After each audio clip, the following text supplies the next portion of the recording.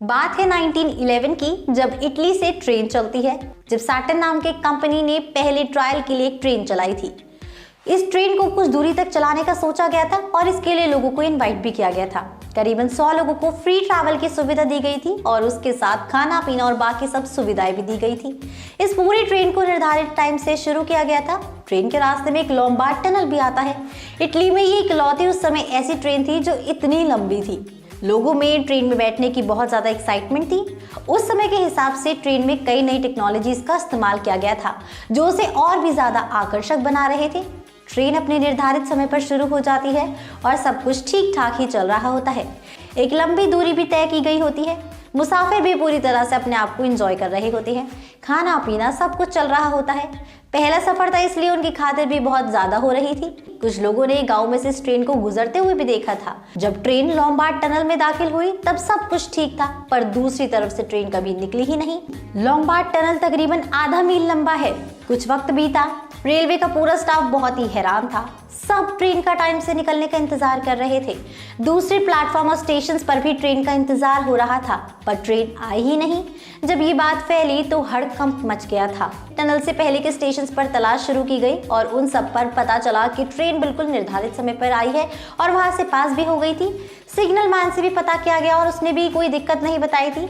लेकिन पूरी पूछताछ इस बात पर आकर रुक गई कि टनल में घुसने से पहले ट्रेन को देखा गया, लेकिन उसके बाद ट्रेन नहीं मिली।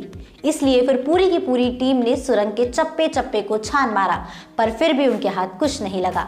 आगे के स्टेशन से भी पूछताछ की गई पर कुछ पता नहीं चला। मानो कि 106 लोग हवा में गायब हो गए थे। इसके बाद इंक्वायरी बैठी, तभी मैक्सिको के 2 लोगों की तरफ से एक बयान आया।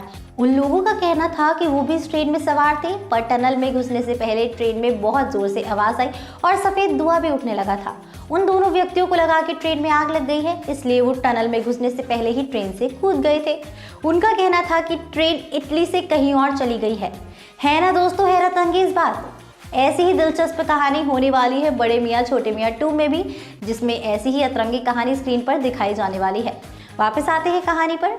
पुलिस उन लोगों से पूछताछ करने के लिए गई, लेकिन तब पता चला कि दोनों ही व्यक्तियों की मानसिक हालत खराब है। ये बात सच है कि ये उस ट्रेन में बैठे थे, पर दोनों की मानसिक हालत ठीक नहीं थी, इसलिए दोनों की बातों पर ज्यादा तवज्जो नहीं दिया गया था।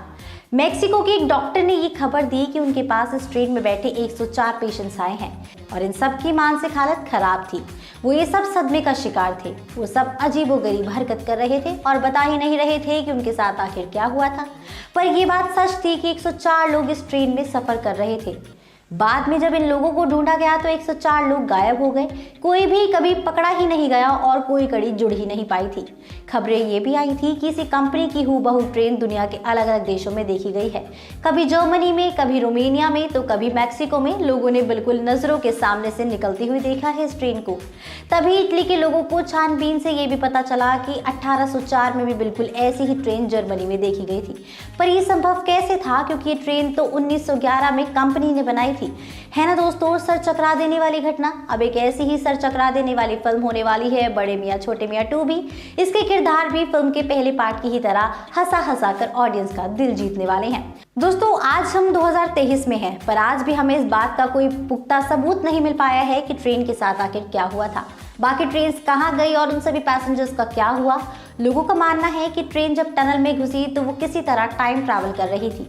इसी बीच या तो बहुत पीछे चली गई थी या समय से बहुत ज्यादा आगे चली गई। इस पूरी कहानी के सच्चे दस्तावेज आज की इटली के कई अफसरों को परेशान करते हैं, पर ये सब मान चुके हैं कि टाइम ट्रैवल का एक ऐसा अनसुलझा केस था जिसे शायद से हम आज की टेक्नोलॉजी से भी सुलझा नहीं पाए हैं। तो दोस्तों, देखते हैं कि अब इस फिल्म के मेकर्स क्या अनोखी और चटपटी कहानी हमारे लिए लेकर आते हैं। तो इसी के साथ मैं अनुष्का त्यागी लेती हूँ आपसे इजाजत। बने रहिए और देखते रहिए बॉलीग्राज स्टूडियोज को। हमारी आज की राइटर हैं अपूर्वा।